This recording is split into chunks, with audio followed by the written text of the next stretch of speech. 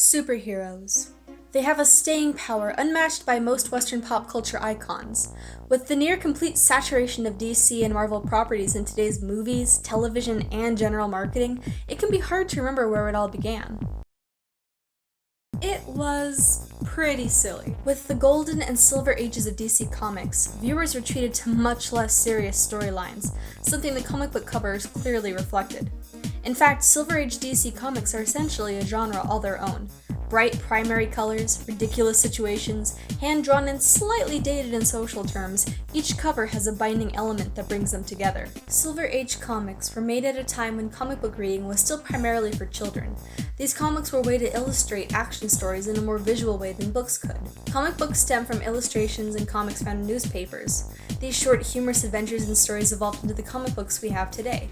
As stated before, Silver Age comics are a genre.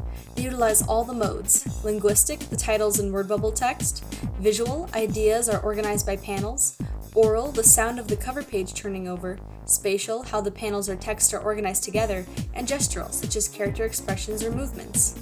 Emphasis is typically placed on the title of the comic and characters by using contrasting colors, a vibrant foreground and a duller background. Organization is fairly standard. It goes title, caption, characters, and maybe a tagline. This is similar across all covers.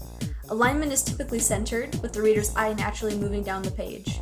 Proximity is closely related to organization and alignment. The information on the cover are all grouped closely together to distinguish what elements go together: title plus tagline, character plus speech bubble, panels within panels. I love campy silliness. I love hand-drawn artwork. The exciting storylines and likable characters always keep me coming back.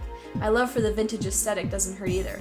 And the way DC Comics have evolved just lets me appreciate the Silver Age DC Comics even more.